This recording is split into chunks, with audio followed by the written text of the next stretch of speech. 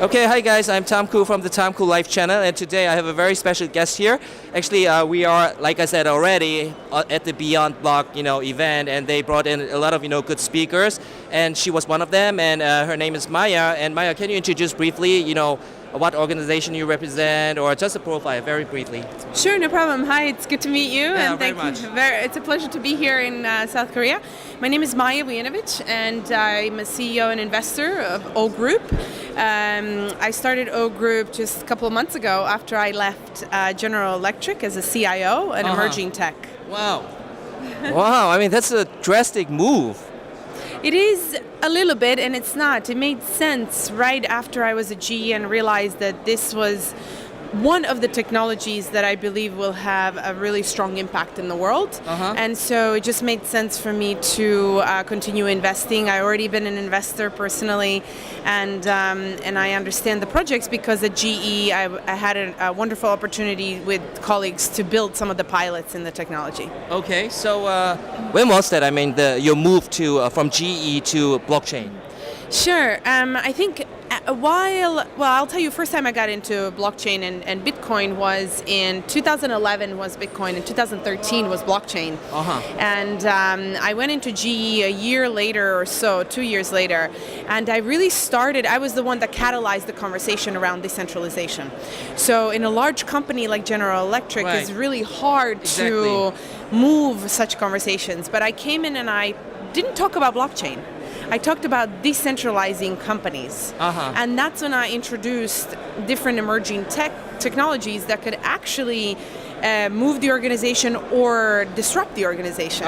And I carved out a number of pilots and developed a whole framework for General Electric to look at blockchain, be it in supply chain, in intercompany payments, in energy trade, in attestation of devices on the IoT. So I was the one that kind of built the team around it, and with the help of my colleagues really carved out some significant pilots. Okay, so right now, are they still working on executing the blockchain, or how's it going on at GE? Yeah, unfortunately, when I left GE, a lot of that stopped, and it wasn't just because I left, but I think what's important to understand in this environment is that a lot of large companies will be disrupted, and GE unfortunately has been disrupted in so many ways. And I think, and I don't want to make this a conversation about GE, but I think there's a larger point here. I think large organizations in the world will stand a chance of a faster disruptions than what we've seen before. Okay. I think that a lot of students in the world, a lot of kids in the world that are growing up and going to colleges or not going to colleges are choosing to create products and create projects, and technology is readily available. And so they are just looking for problems and creating solutions, and it's going to come at the large companies faster than what we think. Okay, then I have a question actually, because right now I'm also working on some educational program for blockchain, and it's going to be targeting reverse ICO companies, like already established high-tech companies or ordinary companies who wants to use the blockchain to enhance their operation and blah blah blah. All right, but my question is, most of them are thinking of an ICO. Do you think it's a reasonable trend? Thinking of an ICO, because to me it's more like, if you want to use blockchain and you have really a solid concept, then you can just use the blockchain. Why an ICO for that? I think ICO has been such a hot and sexy term, so everybody wants to ICO something because they see the attention, you see the ability that you can raise all this money, and I don't think it's reasonable. I think people should step back and ask a question. Do I need a token? Do I need a blockchain? We don't need blockchain everywhere. I think that's one of the things that we have to realize is not, at the moment it's very expensive. Some things are not scalable. I'm not saying not everything, but it is very challenging. And so I think when you're looking at your business model, yes, if you have a large network effect and there are actors in your networks that could be incentivized in a very different way, and you could apply game theory and math, you should absolutely look at how you could develop that in a different business models. Not just from an ICO perspective, but just because it's healthy for you to begin with. Because it doesn't matter which business you're in, chances are you will be disrupted fast, or it will change, or it will grow. and therefore with growth, somewhat it will change. And so I think in some places it makes absolute sense because ICOs are very innovative.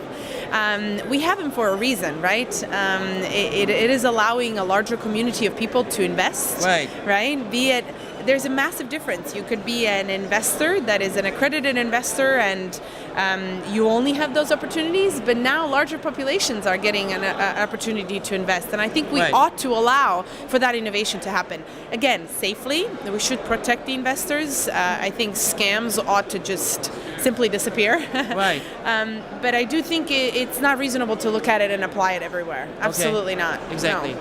But another thing is that, I mean, the ICO trend, because, I talked to a lot of people, not only because of this interview, but, because I was interested and I have a network. And when I talk to them, actually, what they say is that, 2017 was very different from now, right? And, there were a lot of, ICO movement from these small investors. But even in Korea, it kind of, persisted until the beginning of this year. And then it really slumped.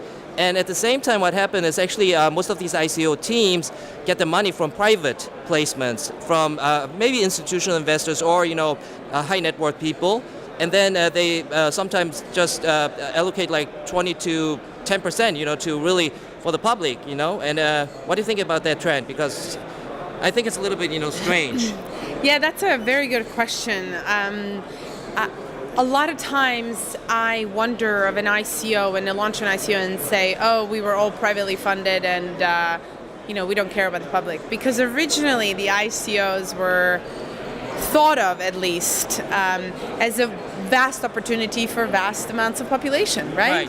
And so you're right, it is a bit strange. At the same time, I do have to say that people are careful and they want to be careful, right? So you want because we don't have clear set of rules and regulations. It is tough to then realize where you should be advertising, where you shouldn't. So people then stay in a safe box and they end up just advertising to accredited investors. Maybe also because there are good projects, right? And it's just easy to raise that money. But this is exactly what I spoke about my panel on my panel yesterday, when I said that we shouldn't go for what's easy. Because I think we have put this world in such a constraint with our environment, with our pollution, with economic instability, with the disparity of wealth around the world, because it was just easy to do certain things. We should really do things that are a little bit harder but are greater and have a greater benefit for a wider range of population. Right, exactly. So I'm with you on that one. Because I totally agree, because, when I first, kind of encountered ICO, actually, I was really glad and very positive because, that's really, for startups, instead of, wholly depending on these venture capitalists, because venture capitalists are not like angels, right? Right? I mean, when they see you want to invest, and they take their share out of it, even, excessively. But ICO kind of, opens the door to actually, for ordinary people to invest in promising, high-tech startups. But the thing is that, this market is still young, right? And, all the companies, they had their ICO in 2017, and in the aftermath, there were a lot of, of course, good projects, but also, like you said, bad projects, and they kind of, tainted the image, of these retail investors, and I'm a little bit kind of, worried about it, and I hope that, there will be a lot of effort to actually kind of, make, educate the people so that they can make really intellectual decisions. I think one of the things that you're right. There are all kinds of different projects out there. Any new innovation drags with it, different people and different opportunities, and people will take advantage of certain things, and that's just normal. It's in the nature of us, right? So I am worried, yes, that other people are going to get burnt, and we certainly didn't make 100%, exact good investments all the time. We made very good investments because we were in the know-how, we were in the information, and we have a very good tech assessment, and obviously my experience and my partner's experience. Any innovation that happens won't be perfect, and you will have some ups and downs while it's ironing out. I do think that next year, in my opinion, you will start to see a crazier wave But also you will start to see some projects that are really good projects building on the materials that they promised, right? Because when you write a white paper and you're promising you're going to build X, right, and you raise $60 million, $60 million is not a small amount of money. Yeah, sure. And so I think you will have to see people that are building. And if they don't build, I think you're also going to have a lot of lawsuits. I do. Right, exactly. Well. Yeah, and I heard that from lawyers that it's already happening, kind of. Oh, absolutely. It started happening a while back. And I think this year we've seen a number of them, and I think you're going to see them more. Okay. Yeah. All right. And when you make investment, I think, if you share some insight of it with the audience, it will be very helpful. What kind of, how you do your evaluation, how do you assess a good project from a bad one? Sure. Great question. It's very hard to evaluate ICOs just because there's no precedent. However, though, because of my hands-on experience in building this, and obviously prior to that, I spent a decade in Africa and Latin America doing very, very, cutting-edge projects in telecom, mobile payments, infrastructure. So the way we evaluate ICOs is we obviously read a white paper. We understand who the team is. We understand the backgrounds. We understand what the technology is. And also, I think it depends on so many different reasons and opportunities. It depends on what partnerships they're building, how are they going to execute, what are their milestones, the partners that they partnered with, are they interested in this? Do they see an opportunity? Are they taking the friction out, right? A lot of people are building and putting blockchain on things, and you can simply do it with $1. Why do you need it? You can do it with a database. You don't need a blockchain. You don't need an ICO. You don't need a token, right? Today, I don't have a crystal ball, so I really don't know what's going to happen 20 years from now. We might all be running around today, and in the systems that exist, it's way too costly to do it. So I look at the holistic picture. We don't just look at the tech. Because best tech doesn't win all the time. It's the implementation and scalability and the need you're covering in the market, the value you're providing to customers, what you're unlocking, the type of friction you're unlocking in the system. Those are the things that we focus on. But what about, because right now, I think we already talked about it before this interview, but when I see projects, mostly they're kind of betting their technology on the future. You understand what I'm saying, right? For instance, the token utility, to me, right now, if they are launched, it doesn't make sense on Ethereum because the latency, inscalability. There's not proven. It doesn't make sense, right? And sometimes I had an interview with a guy. Okay, he was good, and he already had a successful platform, social media platform, and actually by blockchain, what he was trying to do is cutting himself out. Because he was trying to cut out the middleman, and we face this kind of projects, and how can we, assess whether they are truthful or whether this platform could be a success because the technology is mostly not proven yet.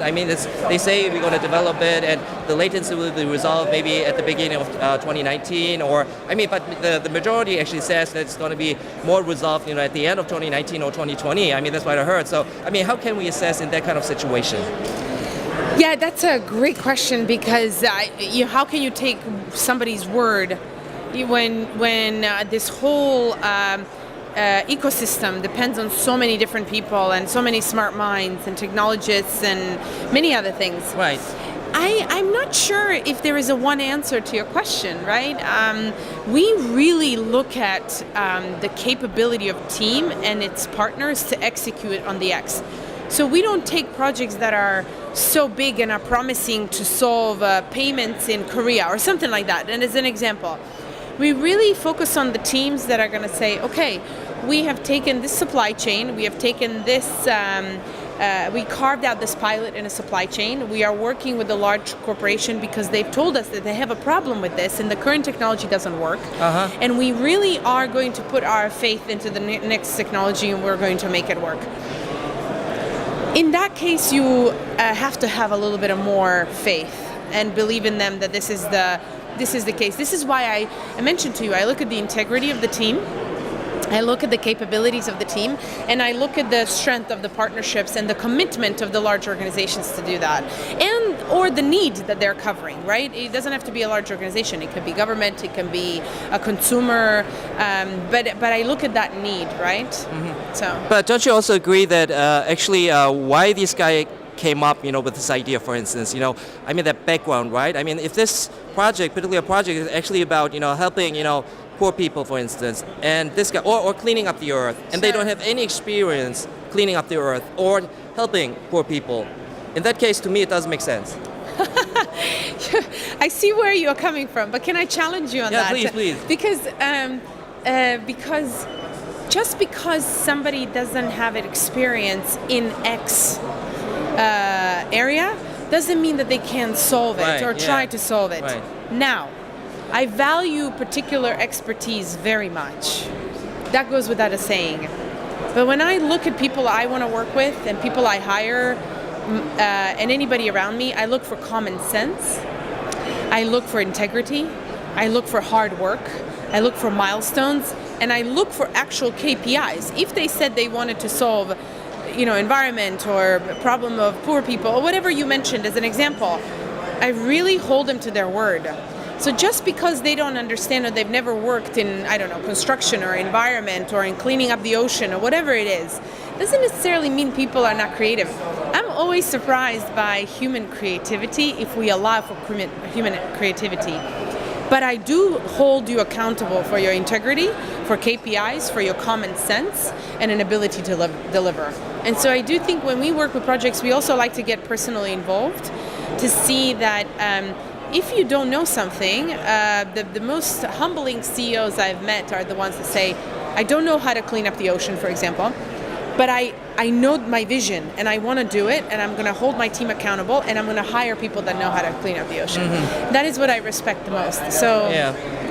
Because the very reason I raised this because I faced a number of projects like that. They wanted to do good causes, sure. But before that they didn't have the right experience. But I didn't make any prejudgment based on that, because mostly then they started talking about the mining scheme this project has, and at that point I was like really getting confused, because do you really need to use the concept of mining? Because Bitcoin has problem with the BOW, and then what they do is, for instance, you do something, okay, for the earth, and then you get tokens. It's like a mining scheme. You understand what I'm saying, right? Absolutely, yeah. And I don't like it. That's just my viewpoint.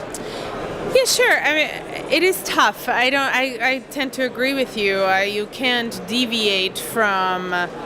If you said you're going to do something in a project, you can't just suddenly deviate to another thing. Right, yeah, absolutely. But those types of projects are the ones that we certainly would never look at. That's not something in our realm. We look at projects that are just really, they have fantastic teams and they want to achieve something, and there are not many, unfortunately. Okay. And right now, what is the size of your fund? We don't have a fund. It's been a personal investment of myself and my partner. We're thinking of raising a fund now.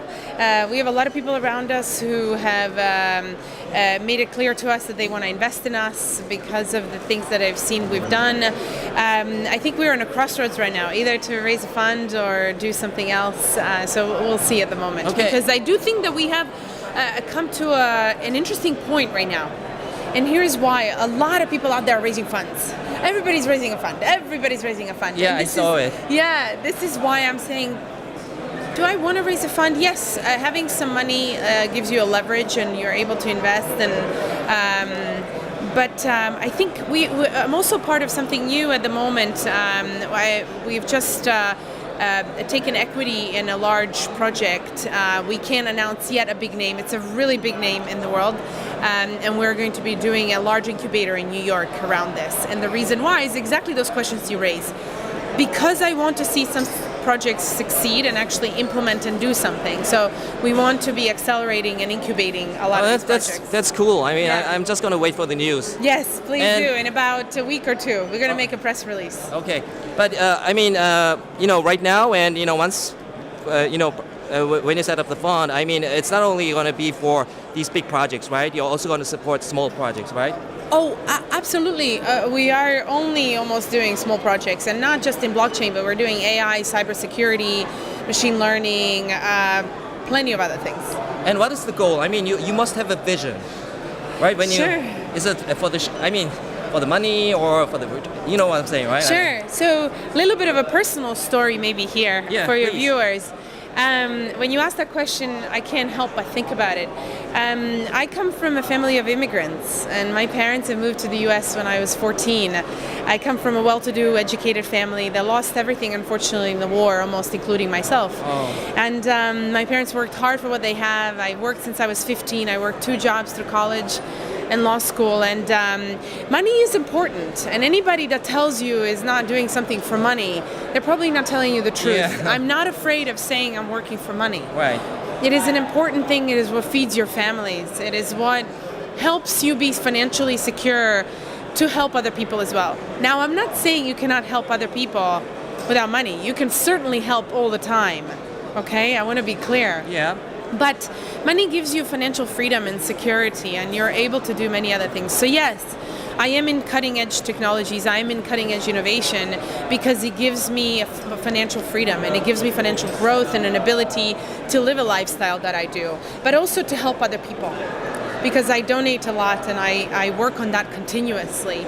So I come from a hardworking family that hasn't stopped working to this day, but also hasn't stopped helping other people. So my larger vision, yes, is to be financially secure, is to make money, but more importantly, is to support projects that I do think are really helping us as a humanity, right?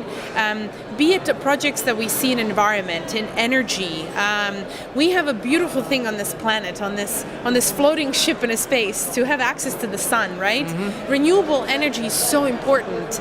We can be having better lives. We can be having less pollution in the world if we had it, right? So we are heavily invested in energy projects. That's one, for example. Mm-hmm. The larger vision for me is ultimately day to day, I like to wake up and help other people. So if it's help teams, help a person grow, help build companies, it is something I love to do. So incubation, acceleration, I absolutely love it and I enjoy it. So I mean, that's super cool, really. I mean, that's one of the best answers I ever got. Thank you so much. And just a last comment, because in Korea right now, what I see the trend is, I mean, since people, they got kind of tired of the scams, and they got really burned in the process. So what happened is, actually in Korea we have these syndicates. And the syndicates, what they are like manufacturing plants, having their own community. Yeah. So they churn out, projects, I mean, in partnership or by themselves, and then, they distribute it to community managers. And community managers is not like Telegram the way it's more like, those are retail investors like a Nest. You understand what I'm saying, yes, right? Absolutely. And they just, do it in one time, it's just sold out, for instance. And I don't like the trend, actually, this kind of investment, pattern. That's a very good point, and I'm not sure I have a intellectual answer for you. It's the same in China, by the way. I do think it's a problem, but again, as I said earlier, innovation is just going to have to keep innovating itself. I do think it's the only way now that some of the other people that you and I talked about don't have access, right? This is the only way they have access for those ICOs. Otherwise, they wouldn't have access. So you are right, it's a larger question we have to ask. If the ICOs were there to give access to a wider population to invest, then we should be allowing that with rules and regulations to protect them. We shouldn't just be having these random syndicates that are doing all kinds of things. But I do think it's going to take some time to innovate that. It won't be long. I would encourage your viewers, if they're interested in the new technologies, no matter what it is, or ICOs, to learn about it, to go attend conferences, to go look at YouTube videos, and to invest on their own. And to invest in. At the end of the day, you have to take a responsibility on yourself. I totally agree. At the end of the day. Yeah. But that's not to say that some of the things that are happening out there shouldn't stop, and that we shouldn't be highlighting them on the interviews like this. We absolutely should. And I think that people will start coming after them. And you can hear very quickly the word travels very fast when people are doing bad things. Right. So yeah. So where's your when it comes to investment in America, or do you also invest in Asian projects and European projects? Absolutely. We invest globally. We do invest globally. So we like, depending on what we're, what projects we find quality. We don't just invest in the U.S. Okay, then let's comment this, because I'm really grateful that you shared all these insights. But for less words, how do you think the blockchain, the most important blockchain movement in the next 6 months or something will be, and also ICO trend? Your question is, what is the most important movement? Development. How it's gonna develop in the next 6 months, for instance, because 1 year is too far away. Yes. In crypto world, it's too far away. That's a broad question, depending on regulation as well, right? So if regulation in the U.S. comes down really hard, or in China or Korea or Japan, you're going to see some innovation stifle. But I'm telling you today, the conversation around currency, exchange of value, and technology and efficiency is not stopping. The word is out, and people are on it, and innovation is going to keep happening. So in the next 6 months, I do think, and I hope, we're going to have some interesting breakthroughs around identity. I don't know if you saw the news today, but Civic bought identity.com, which is pretty big. And Vinny Lingham is a friend, and I respect very much his work. So I do think that some things around identity will be happening. Again, we should distinguish the conversation between blockchain and cryptocurrencies, right? It's different. It is different. It is very similar. It's the same. A lot of people argue differently. It comes down to technicalities, but you will see, I'd say you see some significant development in also some supply chain work. So yeah, those are the things I can think of now. Okay, and what about the ICO trend? I mean, how do you think it's going to change? I hope that we're going to have some regulation around ICOs, but for the better. I talked about it in my panel yesterday. Regulators have to sit down and do some work. They can't just legislate and pass things into a law that everything looks like a security, right? We have to have innovation. I spoke about it yesterday. We have to allow for innovation, because it will happen, we like it or not. And I think US, if they come down with it, US will be losing. All the smart minds are moving out of the US because of that. Like Korea. Like Korea, same thing. And so people are gonna, and guess what? People are very smart. They will start finding their own countries. And other countries are gonna see an opportunity for that. Right. And they're gonna say, no problem. We are gonna be willing to sit down and create new laws. We are here gonna sit down and put the time in and bridge the conversation between the hardcore crypto folks and the old school legislators, right? Because let's face it, the age gap is very wide. Regulators are older men and women. Crypto programmers, hackers are younger kids. And they see a world in a very different way. And so unless we sit down and make that happen, everybody will be losing. So we have to have more collaborative conversations. But 100%. Don't you think Africa should be more active? Because Africa could be a hub. Yes, I couldn't agree with you more. I think I've lived in Africa for 6 years, and I started my career in mobile tech and then moved into infrastructure. Africa and Latin America could be a hub. Latin America and Africa have a chance in the world to really leapfrog in this space, to divorce themselves from some of the Western influences and the outside strings attached to their monetary policies. Absolutely. I think it's an opportunity. Right. I think it's an opportunity because all the complicated, sophisticated countries right now, they're lagging behind.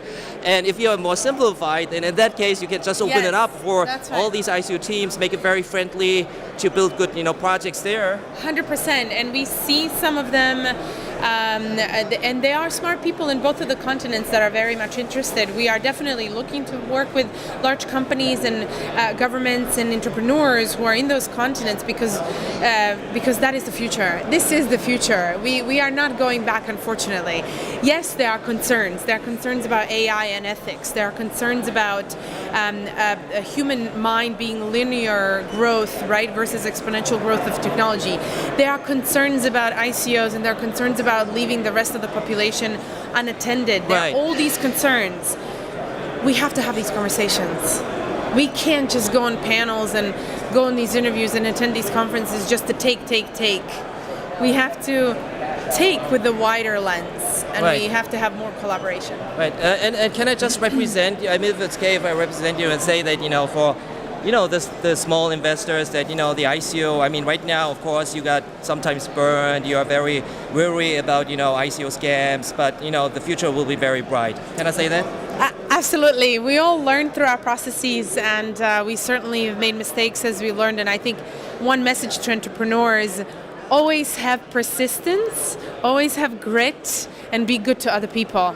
I'm sorry, I'm just keeping saying that, but this will be the last. So, I mean, reverse ICO, my thought is that, still, reverse ICO like a patent right now, and, investor, you have to be very careful as well, because, if really this company, the value of integrating a blockchain is really huge and it's going to really help their business, I mean, that's a good investment. But if it's more like, they're intending to raise money through the ICO and blockchain is a means, I mean, you have to be very careful. I couldn't agree with you more. Do your due diligence, ask a lot of people, learn about the technology. And I think your message springs me to say, people want to invest without understanding the technology. Unfortunately, you see it now a lot with legal industry, with accounting industry, with executive industry. They all want to just make decisions about this technology without learning. I think we're going to have a learning curve in order to make the good decisions. Right. Yeah. I totally agree. I couldn't agree more. And any last word for the audience? No, I'm good. Good luck, and we are here.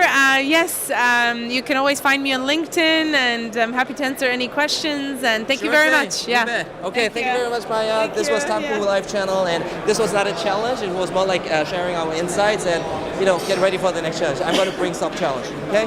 Bye, guys.